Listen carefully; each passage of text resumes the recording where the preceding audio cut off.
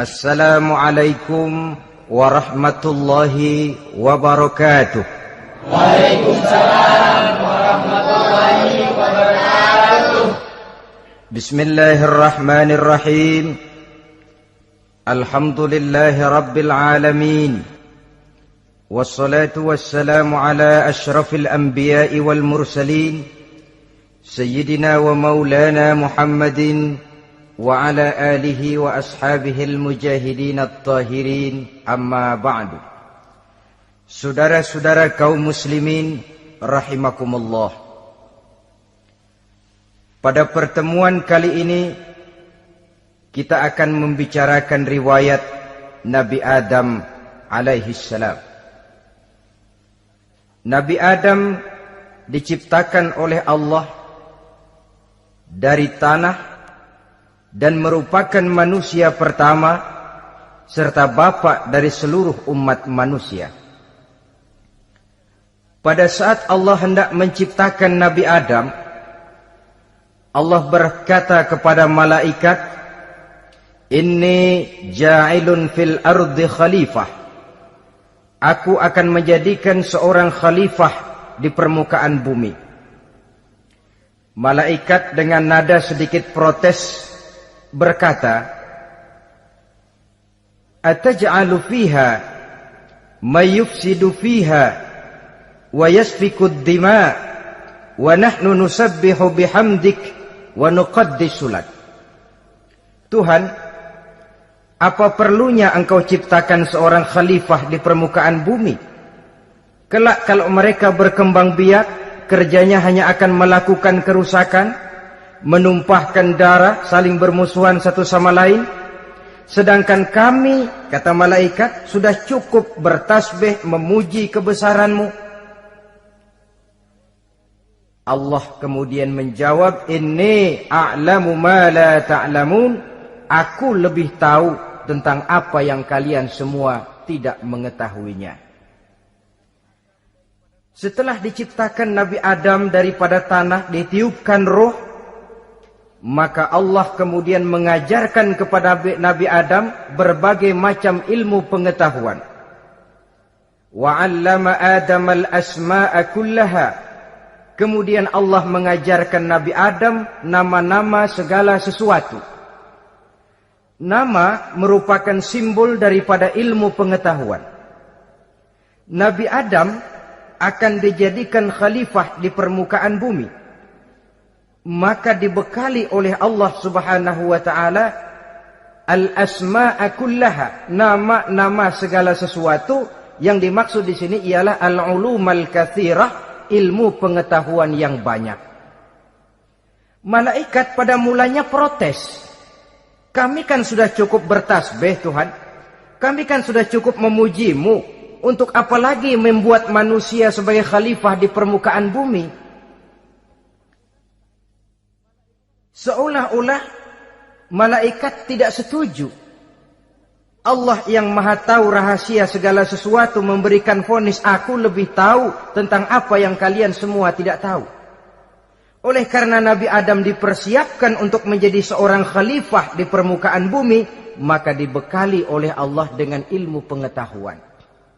Begitu Nabi Adam dan begitu kita. Karena bukan cuma Nabi Adam, kita pun oleh Allah dijadikan sebagai khalifah-khalifah di permukaan bumi ini. Yang nilai kekhalifahan kita bergantung kepada kondisi kita masing-masing. Ada orang yang menjadi khalifah level internasional, menjadi pemimpin dunia Islam. Ada orang menjadi khalifah level nasional saja. Ada khalifah tingkat kota saja, ada khalifah tingkat kecamatan, ada khalifah tingkat RW, RT, sekurang-kurangnya khalifah untuk tingkat rumah tangga masing-masing. Nah, tanpa membekali diri dengan ilmu pengetahuan, jangan berharap kita akan bisa melaksanakan tugas sebagai khalifah di permukaan bumi ini. Apapun saja, Nabi mengajarkan man arada dunya fa'alaihi bil ilmi wa man arada al akhirata fa'alaihi bil ilmi wa man aradahuma fa'alaihi bil ilmi. Siapa yang menginginkan dunia harus dengan ilmu. Yang menginginkan akhirat juga harus dengan ilmu. Yang menginginkan dunia akhirat juga harus dengan ilmunya. Tanpa dasar ilmu, maka manusia tidak akan bisa menjalankan tugas kekhalifahan. Setelah diajarkan Adam nama segala sesuatu, dikonfrontir, dihadapkan dengan malaikat. Hei malaikat, kalau tadi kamu bilang buat apa perlunya menciptakan khalifah? Nih bentuknya. Adam. Sekarang hei malaikat, coba kamu sebutkan nama segala sesuatu ini yang ada di sini ini. Malaikat berkata, Subhanaka la ilma lana illa ma 'allamtana. Ya Allah, kami tidak punya ilmu, kami tidak tahu semua itu kecuali apa yang telah Engkau ajarkan kepada kami. Kalau kamu tidak sanggup, Adam, sebutkan nama-nama semua itu. Adam menyebutkannya dengan lancar. Ketika itulah Allah memerintahkan malaikat untuk sujud kepada Nabi Adam alaihi salam. Sujud di sini bukan sujudul ibadah, sebab sujud ibadah kepada yang selain Allah haram. Tapi sujud di sini sujudut tawadhu' i'tirafan bifadili Adam. Sujud merendahkan diri sebagai pengakuan terhadap keutamaan dan kelebihan Nabi Adam. Maka orang yang banyak ilmunya lebih utama dari orang yang hanya banyak ibadahnya. Bahkan iblis lebih takut kepada orang alim yang sedang tidur daripada orang goblok yang lagi ibadah. Model ini diceritakan dalam Ihya-nya Imamul Ghazali. Iblis masuk ke masjid mau menggoda orang lagi sholat. Sudah masuk di pojok masjid, dia lihat orang lagi tidur. Ngacir iblis keluar, cepat benar. Pucat mukanya. Ketemu di jalan sama temannya. Kenapa lari, Mas?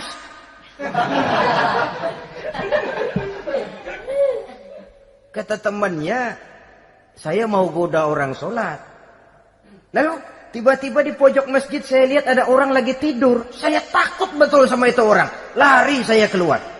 Loh, sama yang sembahyang sampean nggak takut, kok sama yang tidur takut bagaimana?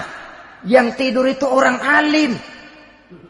Yang lagi sembahyang itu orang goblok. Oh, godain orang goblok, saya colek juga dia lupa sembahyang. Tapi orang alim ini saya takut betul. Lah kalau diukur dengan malaikat waktu itu Nabi Adam, ibadahnya lebih banyak malaikat, jelas. Sudah bertasbih, sudah bertahmid malaikat. Nabi Adam baru diciptakan. Tapi kenapa Allah perintah malaikat sujud kepada Adam? I'tirafan bifadili Adam. Keutamaan Nabi Adam. Pantas untuk diserahi tugas sebagai khalifah mengatur kehidupan di muka bumi. Kalau malaikat yang jadi khalifah di dunia ini, nggak rame dunia. Coba malaikat, material, harta nggak perlu, seksual nggak perlu. Dunia ini hambar. Justru dunia ini menjadi ramai setelah manusia diberikan fungsi sebagai malaikat, sebagai khalifah oleh Allah Subhanahu wa taala.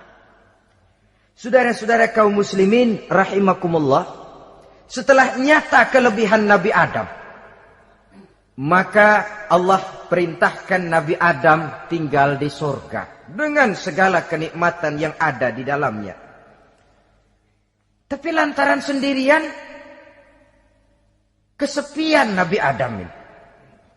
Allah Maha Tahu, maka diciptakannya pasangannya, yaitu Siti Hawa dari tulang rusuk yang sebelah kiri. Sehingga Nabi pernah pesan begini, Istausu bin nisa fa innahunna khuliqna min dhil'in. Hati-hati kamu ngadepi perempuan. Yang tolong dengar nih yang laki-laki, yang perempuan belaga budak aja dulu lah. Hati-hati kamu ngadepi perempuan. Fa innahunna khuliqna min dhil'in, karena perempuan diciptakan dari tulang rusuk sebelah kiri. Apa watak tulang rusuk? Tulang rusuk itu kan bengkok. Perempuan tuh begitu, didiemin aja bengkok terus, dikerasin patah.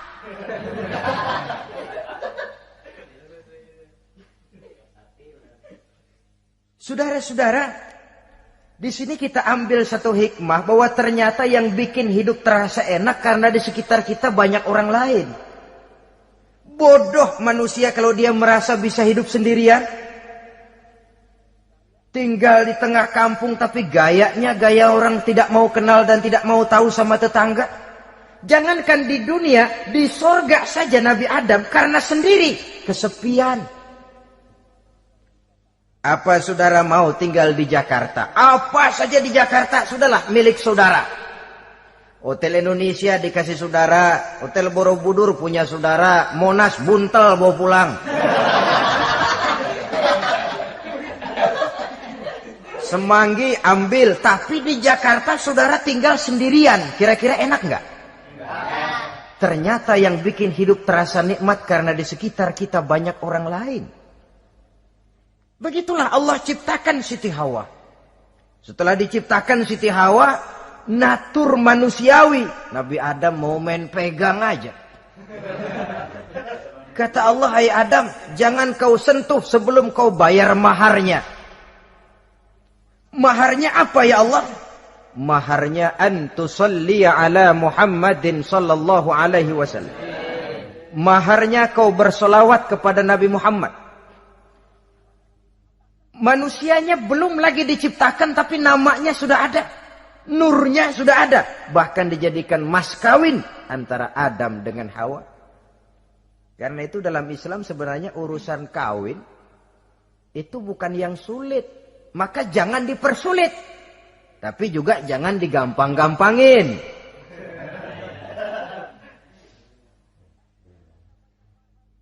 Artinya yang namanya mahar ini, walaupun cuma sebentuk cincin besi kalau orang sangat tidak mampu. Bahkan dengan mengajarkan Fatihah saja sah sudah. Saya terima nikahnya Fulanah binti Fulan, dengan mas kawinnya saya ajarkan dia surah Fatihah. Kalau memang kere betul, tidak punya apapun, sah sudah itu. Agama ini mudah, karena itu jangan dipersulit, tapi juga jangan digampang-gampangin. Setelah itu Allah memerintahkan, ya Adam uskun anta wa zawjukal jannah. Hai Adam, kau dan istrimu tinggallah dalam sorga. Wa kula minha ragadan haitsu syi'tuma. Segala makanan yang ada di dalamnya boleh kau makan. Pakaian yang aneka warna boleh kau pakai. Nikmati seluruh fasilitas yang ada di sorga ini. Cuma atu aja Adam. Yang lain boleh dah. Mau ngapa pakai atu aja jangan. La taqraba hadhihi syajarah. Jangan kamu dekati pohon khuldi itu. Dekat saja jangan. Apalagi sampai metik. Jangan Adam. Saudara, ma'asyiral muslimin, itulah watak manusia. Kalau ada 10 persoalan, yang 9 boleh, yang 1 tidak boleh, yang tidak boleh yang bikin dia penasaran. Gue pengen tahu ngapa kagak boleh sih. Timbul penasaran. Apalagi iblis selalu berusaha. Sebab pada waktu malaikat disuruh sujud, semuanya sujud kepada Adam. Iblis tidak mau sujud.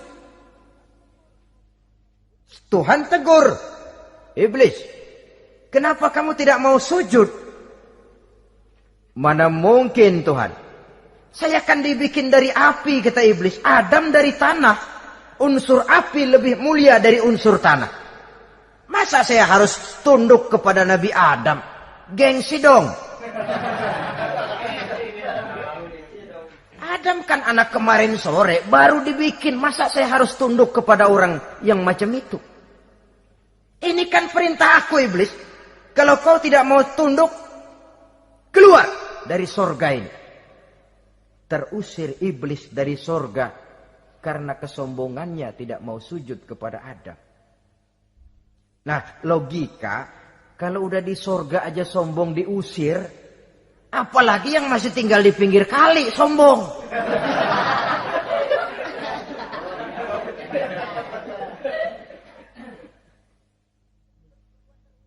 Tapi sejak peristiwa terusirnya itu, iblis bikin proklamasi. Apa Apa proklamasi iblis? Rabbi fanzirni ila yaumi yub'asun. Ya Allah, gara-gara Adam saya diusir dari surga. Saya minta kepadamu ya Allah, beri saya kesempatan sampai hari manusia dibangkitkan. Kata Tuhan, innaka minal munzarin. Oke, silakan. Mau apa iblis? Rabbi bima aghwaytani la uzayyinanna lahum fil ardi wa la ughwiyannahum ajma'in. Ya Tuhan, disebabkan engkau telah menyesatkan aku, akan aku hiasi mereka manusia dengan kejahatan yang ada di muka bumi ini, dan aku akan sesatkan mereka semua. Ini proklamasi iblis. Gara-gara Adam saya terusir dari surga, maka sejak saat ini Adam dan seluruh keturunannya musuh bebuyutan saya. Akan saya lakukan segala macam cara untuk menggelincirkan manusia agar mereka menjadi orang yang engkau murkai ya Allah. Kemudian Allah memberikan jawaban. Dialog ini saudara bisa lihat dalam surah Al-Hijr ayat 40, 41 sampai 44. Kata Allah apa? Inna ibadi laisa laka alaihim sultanun illa man ittaba'aka minal ghawin. Silahkan iblis. Yang lain barangkali bisa kau goda. Kecuali hamba-hambaku yang benar-benar hambaku, engkau tidak akan punya daya mempertipu mereka. Engkau tidak akan punya kemampuan menggelincirkan mereka. Kecuali kalau memang mereka sudah mau ikut pengaruhmu. Sepanjang mereka benar-benar menjadi hambaku, kata Allah, hamba Allah yang sebenarnya, mereka di luar kekuasaanmu iblis. Tapi kalau mereka sudah turun menjadi hamba harta, hamba dunia, hamba pangkat, budak jabatan, mereka itu yang bisa kau gelincirkan. Selama mereka masih tetap sebagai hambaku, kata Allah, mereka di luar jangkauan kekuatan dan kekuasaanmu iblis. Nah, sejak saat itu kan iblis selalu nyari jalan, nyari lantaran bagaimana Adam nih supaya dia tergelincir. Gara-gara dia saya diusir dari surga. Nguping terus iblis. Sampai akhirnya dia dapat berita tentang dilarangnya Nabi Adam mendekati pohon khuldi itu. Satu hari dengan muka sedih, ya iblis itu the best actor. Aktor ulung dia. Dengan roman muka sedih, dia datang kepada Nabi Adam dan Siti Hawa. Kata Nabi Adam, iblis, ente kok tampangnya demek amat sih?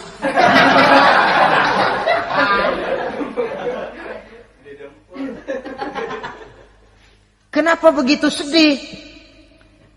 Adam, saya sebenarnya tidak ada yang bikin saya sedih.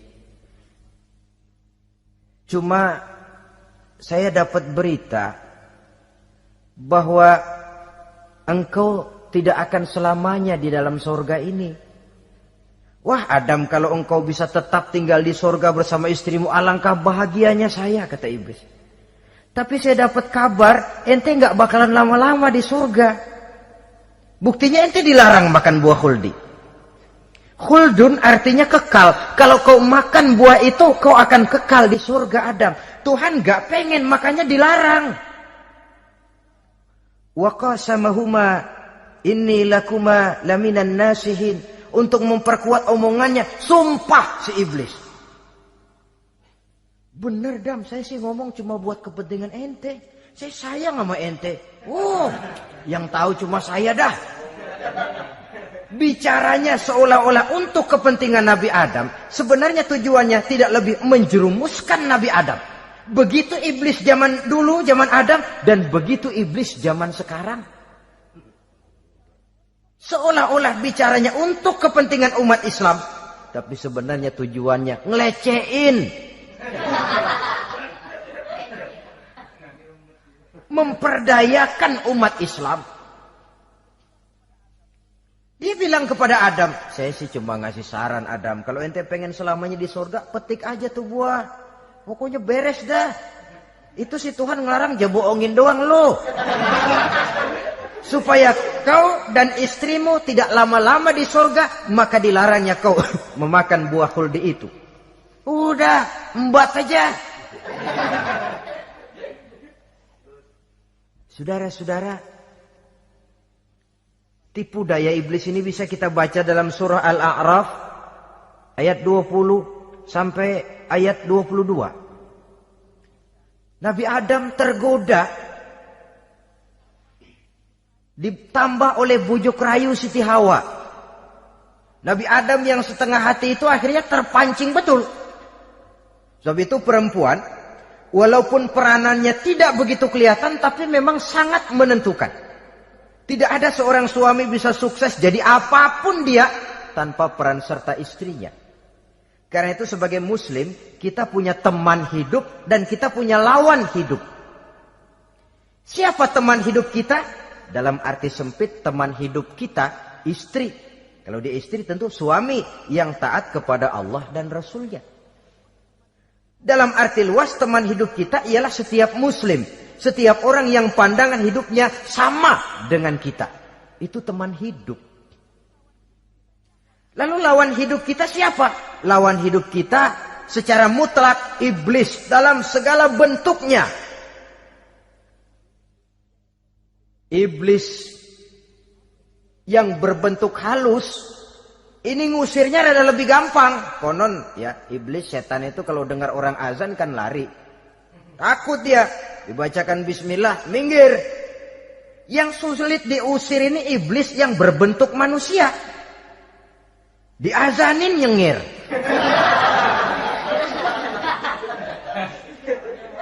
Gawat ini. Saudara-saudara, ini musuh dalam artian mutlak. Sedangkan musuh dalam artian ideologis, setiap orang yang pandangan hidupnya tidak sama dengan kita. Bahasa langsungnya, setiap orang di luar Islam secara ideologis, ya. Adapun secara manusiawi, kita tetap toleransi, saling menghormati, setuju dalam perbedaan pendapat, kembali kepada prinsip lakum dinukum. Kewajiban saling menghormati sesama manusia, tapi secara ideologis tidak ada kompromi. Begitulah Nabi Adam tergoda. Dan begitulah iblis selalu menggoda keturunan-keturunan Nabi Adam sampai kepada kita sekarang ini. Tiap kali kita hendak melakukan berbagai kebaikan, iblis ini mulai bisik, kasar, kusuk, kesek. Saudara tadi dari rumah mau berangkat niat dengerin ceramah macam ini. Apa dikira iblis enggak? Wah, gatal iblis. Kata iblis, alah jangan bertingkah lah dengerin ceramah. Ceramah mah urusan 70 ke atas. Ente masih muda. Berjuang kita.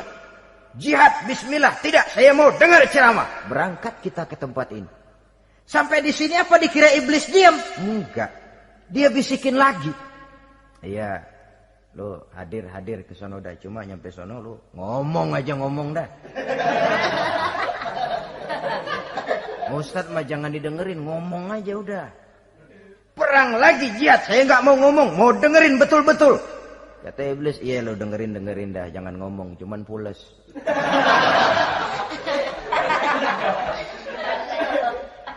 Segala macam cara dilakukan oleh iblis untuk menggelincirkan manusia. Ketika Nabi Adam mengambil buah khuldi itu, datanglah murka Allah. Adam, seolah-olah kalau bahasa kita, kelewatan kamu Adam. Dari belum ada aku ciptakan engkau. Barangkali kau merasa kesepian, aku ciptakan Hawa. Aku tinggikan derajatmu dari malaikat sampai malaikat sujud kepadamu. Aku perintahkan kau tinggal di sorga dengan seluruh fasilitas yang ada di dalamnya. Cuma satu yang aku minta, jangan dekati pohon khuldi, engkau tidak sanggup Adam. Keluar dari sorga ini. Terusir Nabi Adam dan Siti Hawa dari sorga. Turun ke dunia ini. Turun terpisah lagi. Ya Allah. Orang itu kalau biasa susah, ketemu susah sih menglalap namanya. Makanannya. Tapi biasa seneng ketemu susah. Ini yang kalau tidak kuat mental. Tengoklah zaman sekarang kan nih. Kalau tuan-tuan rajin baca pos kota. Kayaknya nyawa murah bener. Pasal duit 100, nyawa hilang. Pasal diputusin pacar, begon ditenggak. Gantung diri pakai tali plastik. Murah betul kelihatannya jiwa itu. Sehingga pantas kalau Nabi pernah katakan irhamu salasatan minan nas, sayangilah 3 macam manusia. Pertama, azizan zalla, orang mulia yang jatuh hina. Pejabat tinggi kalau pensiun kesian bener. Ya Allah. Udah nggak ada yang ngasih hormat, tanda tangan nggak laku. Azizan zalla. Orang mulia yang jatuh hina. Yang kedua, ghaniyan qad iftaqara. Orang kaya jatuh miskin. Dari hidup serba ada jatuh melarat. Yang ketiga, faqihan yal'abu bihil juhal. Ahli fikih ngerti hukum tapi dipermainkan oleh orang-orang bodoh yang kebetulan punya kekuasaan. Kalau keluar fatwa sesuai dengan pesan sponsor. Yang halal bisa jadi haram, yang haram dibikin remeng-remeng. Ahli fikih dipermainkan oleh orang bodoh. Kasihan betul. Terpisah Adam dengan Hawa ini. Adapun Nabi Adam turun menyesal dengan seluruh kesalahannya. Sujud, taubat, menangis. Menurut riwayat 300 tahun beliau sujud. Seraya membaca Rabbana zalamna anfusana wa illam taghfir lana wa tarhamna lanakunanna minal khasirin.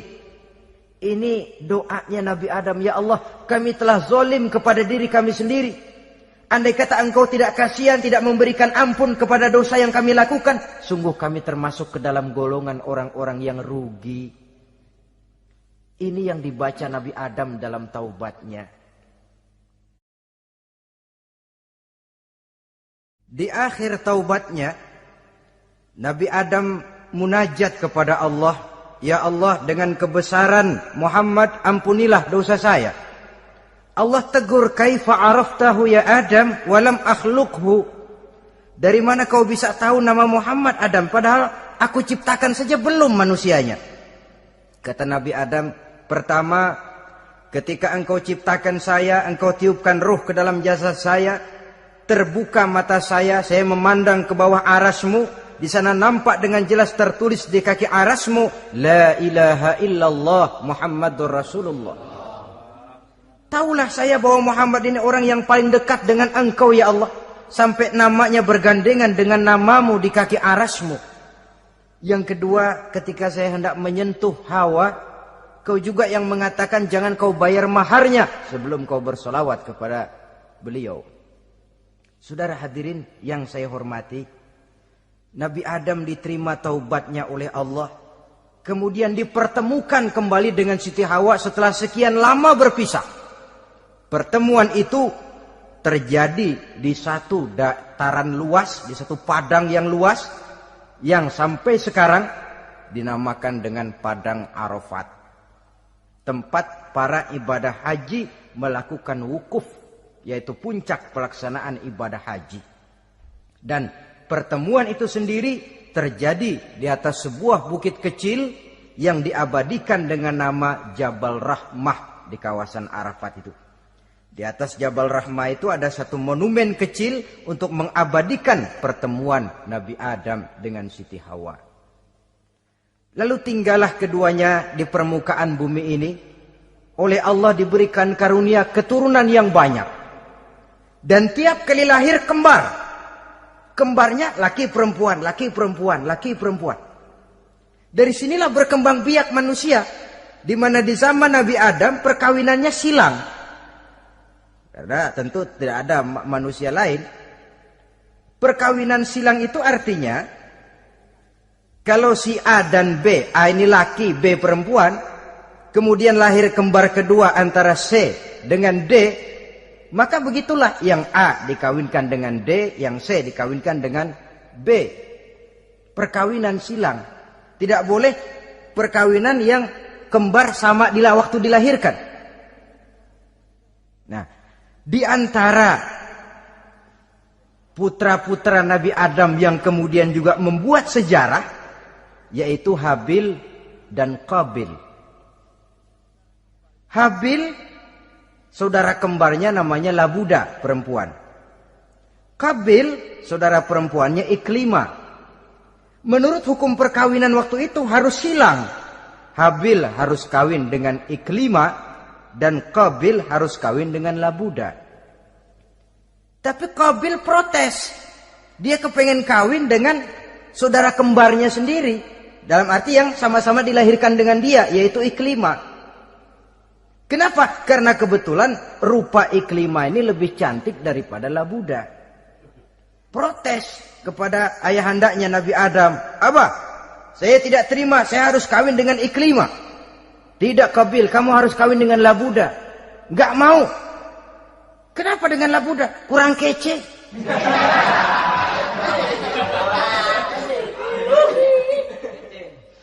Bertengkar, Nabi Adam tidak berhasil menyelesaikan.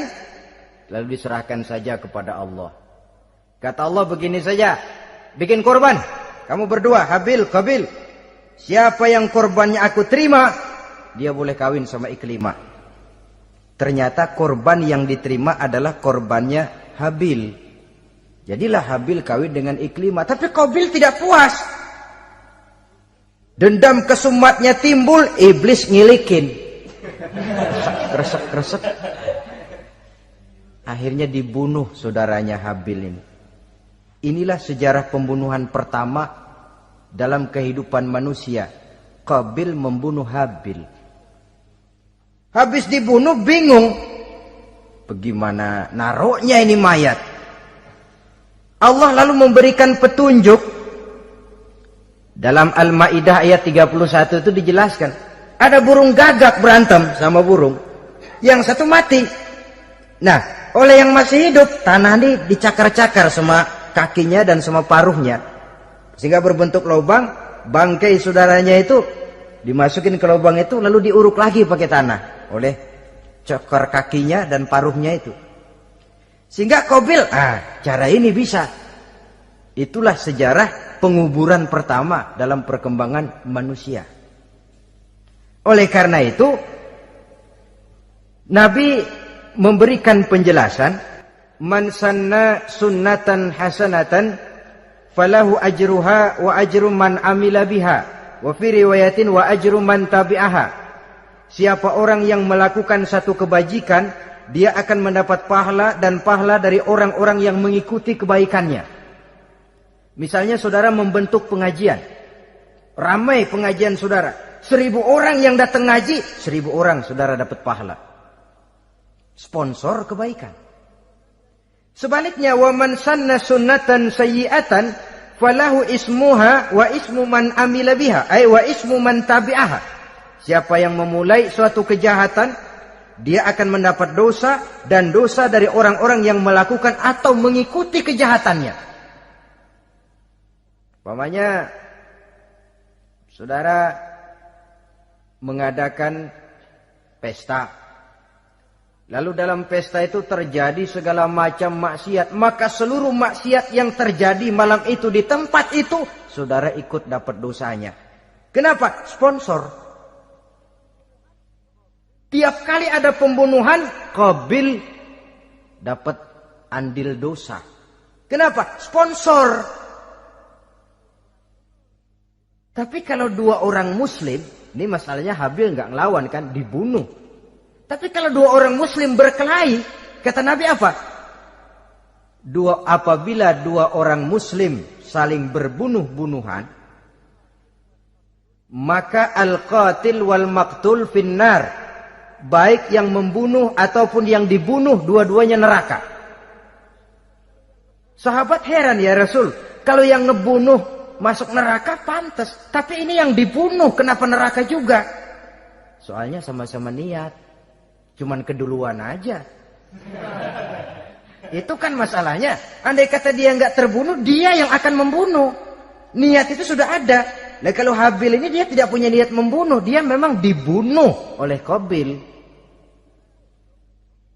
Saudara-saudara kaum muslimin rahimakumullah. Lalu dari situlah berkembang biak keturunan Nabi Adam alaihi salam. Sehingga dengan demikian bisa kita katakan sebagai satu konklusi. Pertama, bahwa manusia adalah makhluk Allah yang menempati kedudukan tertinggi dan berasal dari Nabi Adam sebagai manusia pertama. Dengan malaikat sekalipun manusia sebenarnya lebih tinggi. Kapan? Kalau dia tetap benar-benar sebagai hamba Allah yang membekali diri dengan ilmu pengetahuan. Laqad khalaqnal insana fi ahsani takwim. Kami ciptakan manusia dalam bentuk yang paling baik. Dan ketinggian manusia itu tidak ditentukan oleh bahan-bahan dari mana manusia diciptakan. Tapi ditentukan oleh adanya roh yang ditiupkan ke dalam jasadnya. Dan kemampuan yang ditimbulkan oleh nilai-nilai rohaniah tadi. Kalau secara biologis kita ini semua bahannya sama. Dari saripati mak tanah yang menghasilkan buah yang dimakan oleh mak bapak kita, membentuk hormon, menghasilkan sperma, terjadi kerjasama yang baik antara ibu dan bapak, sehingga kemudian melahirkan kita ke alam dunia ini. Secara biologis bahan kita sama, dan tidak itu yang menentukan ketinggian manusia. Walaupun keturunan juga mempengaruhi, sebab sekarang ada istilah ramai orang bicara bayi tabung. Dan majelis ulama sudah memberikan fatwa kalau spermanya itu berasal dari sang bapak, tidak jadi masalah. Tapi kalau dari orang lain, haram.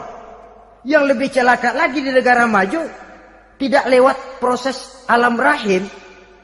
Jadi dalam satu tabung yang diberikan suhu yang mirip dalam kandungan, di situ dipertemukan antara sperma, air mani laki-laki, dengan ovum, air mani perempuan. Diberikan suhu yang mirip dalam kandungan, dan itu diharapkan bisa menghasilkan manusia lewat tabung kaca itu. Saya tidak sanggup bayangkan kalau sekarang orang tanya usul asal-usul kita, kan kita masih enak jawab. Kamu anak siapa? Oh, bapak saya Fulan, ibu saya Fulana. Oh, kenal saya. Tapi manusia yang akan datang kalau proyek ini berhasil, bapakmu siapa? Enggak tahu, saya dulu keluar dari tabung, Pak. Rendah betul martabat manusia. Sama saja dengan ada perempuan pernah protes, Pak, Islam itu enggak adil katanya. Kenapa?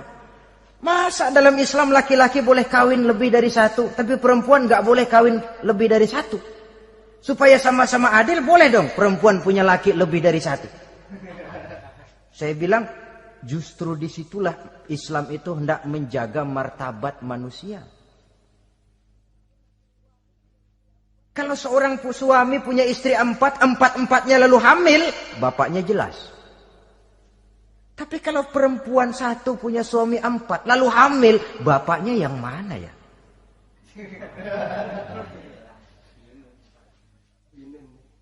Rendah martabat manusia. Ketika si bayi lahir, ibunya lihat, ini jidatnya kayak si A ini. Sudah, ini anakmu saja nih, jidatnya jidat kamu. Kata, antar dulu jidat saya, tapi kuping B ini nggak mau saya. Terkatung-katung si anak tanpa tahu kemana dia mesti manggil bapak. Ibu daftarin anak ke sekolah, Pak Guru tanya lagi, ini bin siapa, Bu? Bingung lah, udah tulis, Bu, bin rame-rame.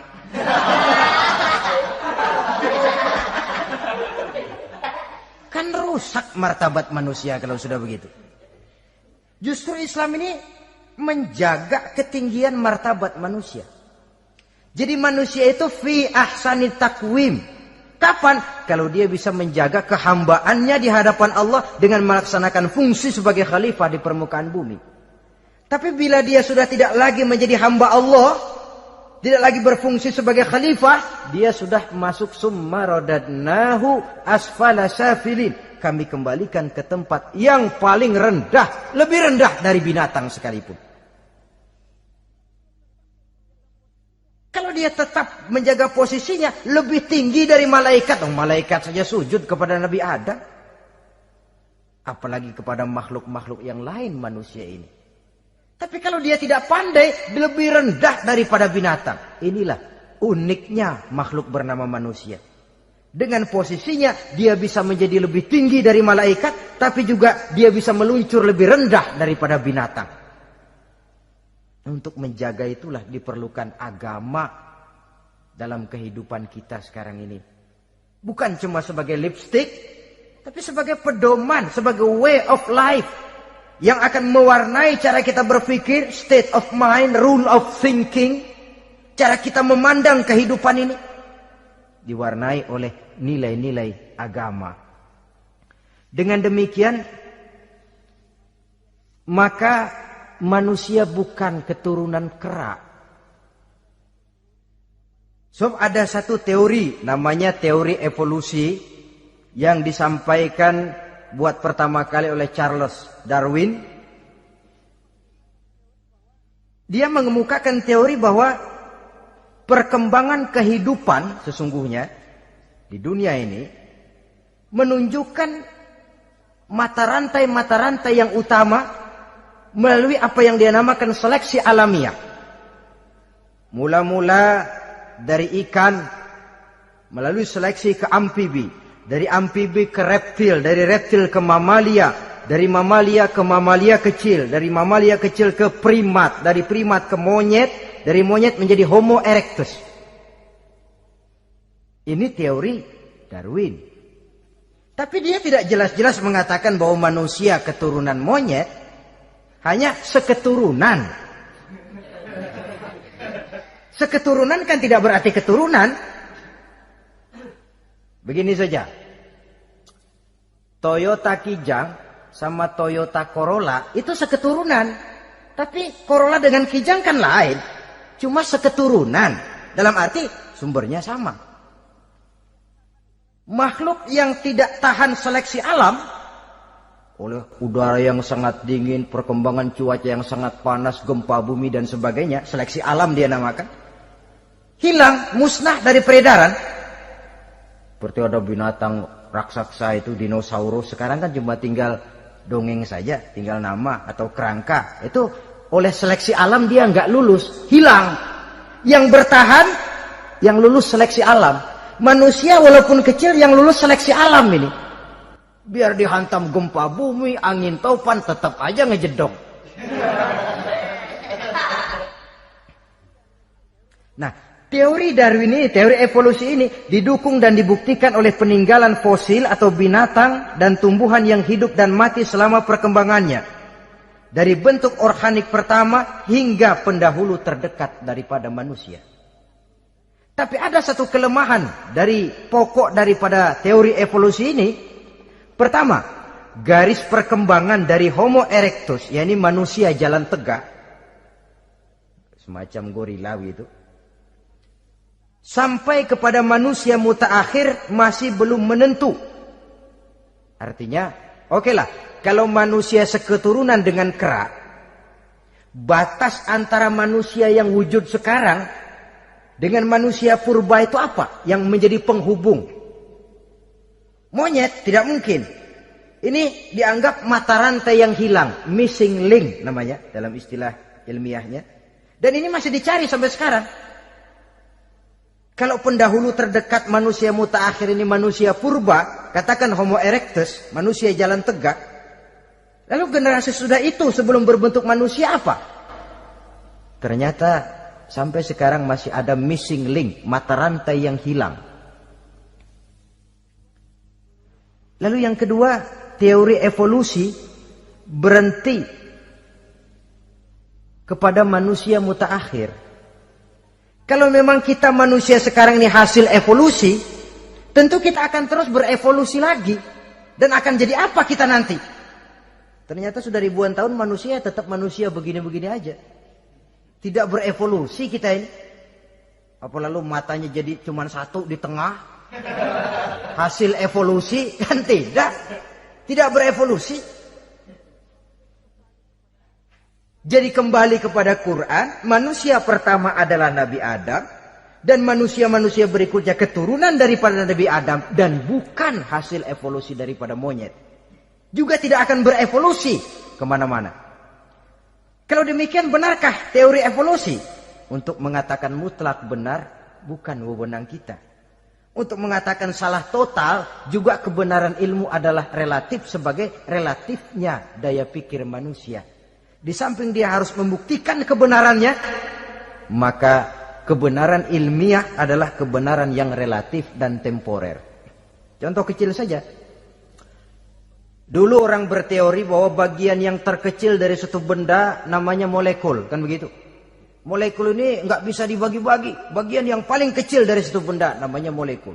Ilmu terus berkembang. Ternyata molekul sebenarnya terdiri daripada atom. Atom itulah bagian terkecil dari suatu benda yang nggak bisa dibagi-bagi lagi. Nah, berubah sudah teori pertama. Tidak jadi molekul sekarang, atom.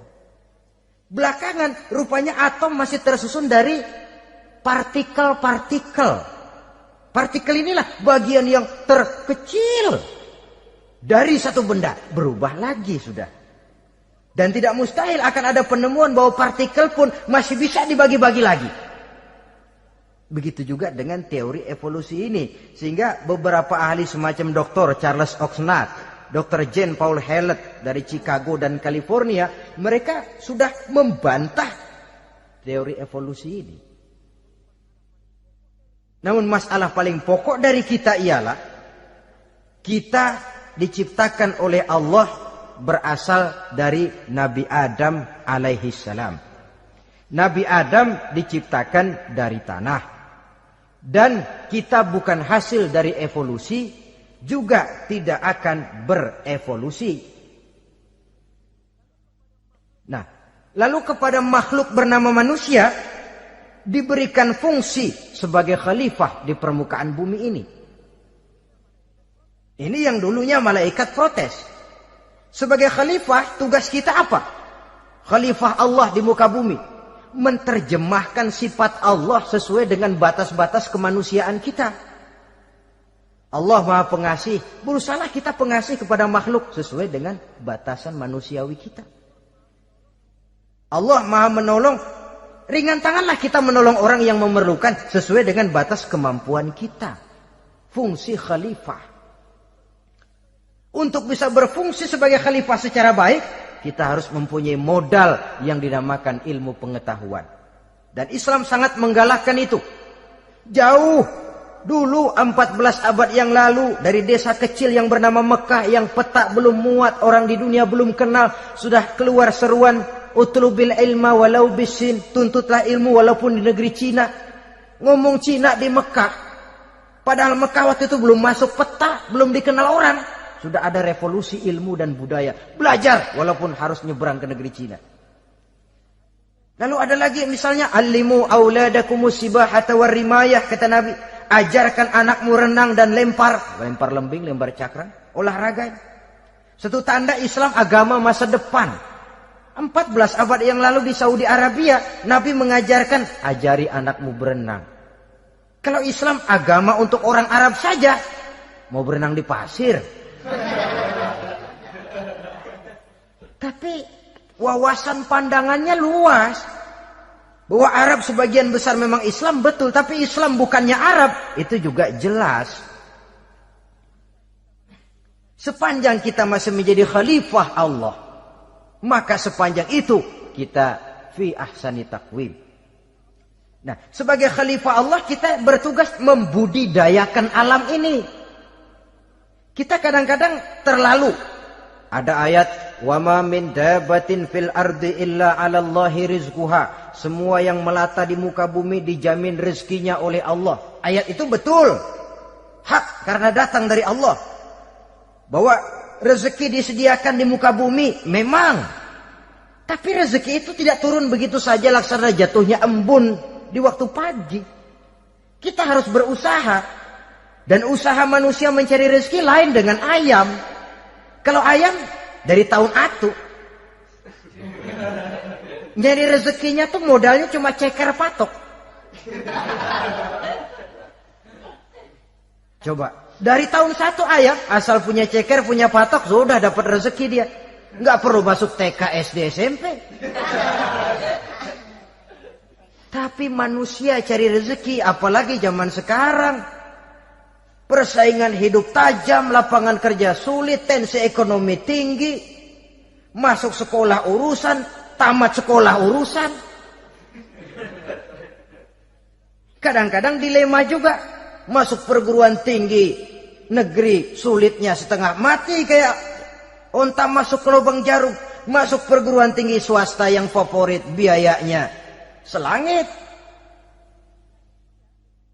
Artinya tanpa membekali diri dengan ilmu, keahlian, skill, kemampuan, fungsi sebagai khalifah sulit untuk bisa kita laksanakan. Saudara-saudara kaum muslimin yang berbahagia. Kalau fungsi khalifah ini mampu kita laksanakan, iblis putus asa sudah. Sebagai khalifah di satu pihak kita menyembah hanya kepada Allah, di lain pihak kita membudidayakan alam ini. Ada apa sih di perut bumi? Minyak, gas, timah, emas. Ada apa sih di lautan? Pelajari lewat oceanografi, membudidayakan alam. Air sungai supaya arusnya nggak mengalir mubazir. Ada manfaatnya, bisa menimbulkan energi yang menghasilkan tenaga listrik. Bisa mengairi persawahan, irigasi. Bikin apa? Bikin dam, membudidayakan alam. Tapi juga mengislamkan budidaya itu. Bahasanya mengkulturkan natur, mengislamkan kultur. Membudidayakan alam dan mengislamkan budi dan budaya manusia ini. Sehingga apapun yang kita kelola dari alam ini nantinya akan untuk menunjang tugas sebagai khalifah, sujud kepada Qadhi Rabbul Jalil. Saudara-saudara, maka bersyukur kita. Oleh Allah dijadikan manusia. Tidak pesan, terima beres, cantik. Dari segi biologis maupun psikologis, tidak ada makhluk secantik manusia. Dibekali dengan agama, di samping akal. Sehingga agama membimbing akal agar sampai kepada kebenaran yang hakiki. Kita sebagai keturunan Nabi Adam memegang fungsi khalifah. Jadi jangan main-main loh. Kita ini turunan Nabi, betul ini. Saudara-saudara yang hadir semua di depan saya ini, termasuk saya, kita gini, turunan Nabi kita ini. Nabi Adam. Jangan main-main loh. Turunan Nabi gini-gini. Nabi Adam.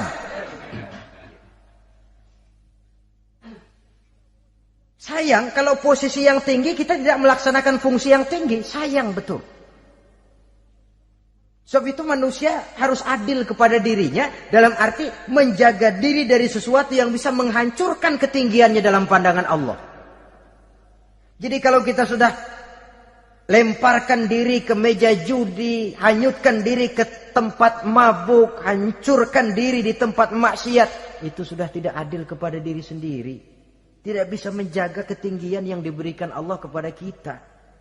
Dikasih baju bersih, dicemplungin di comberan, diinjek-injek lagi. Kita ini diciptakan fi ahsani taqwim. Masa mau turun berbuat seperti binatang, itu makhluk rendah? Masa mau mengikuti tipu dayanya iblis, dia sudah proklamasikan bahwa itu musuh bebuyutan kita? Innahu lakum aduwwum mubin. Setan musuhmu yang jelas dalam segala bentuknya. Saudara-saudara, nah, untuk berfungsi sebagai khalifah ini sekali lagi, bekali diri dengan ilmu pengetahuan. Dan ilmu itu di zaman kita sekarang tentu kalau Nabi Adam diajari langsung oleh Allah, wa 'allama Adam al-asma'a kullaha. Lah kalau kita mau nunggu Tuhan ngajarin, geblek terus. Ya tidak mustahil Allah memberikan ilmu yang disebut ilmu laduni ya. Transfer. Langsung Allah memberikan kepada seorang hamba, membukakan pintu hatinya. Tapi bukan potongan kayak kita yang dapat ilmu laduni macam begitu. Satu contoh, menurut ceritanya, Hadratus Syekh Kiai Hasyim Asy'ari itu kan ngaji beliau kepada Kiai Khalil Bangkalan, Madura. Kiai Khalil ini wali. 2 tahun berguru di sana, nggak diajarin apa-apa. Cuma kalau pagi nyari rumput. Tiap hari 2 tahun akhirnya Hadratus Syekh bilang, Kiai, saya kapan diajari? Sudah Hasyim, kau pulang saja. Insya Allah kau alim. Itu aja pulang jadi orang alim. Ya di samping terus beliau belajar ke Mekah. Kita harus melalui proses belajar. Ini untuk menunjang tugas kekhalifahan kita.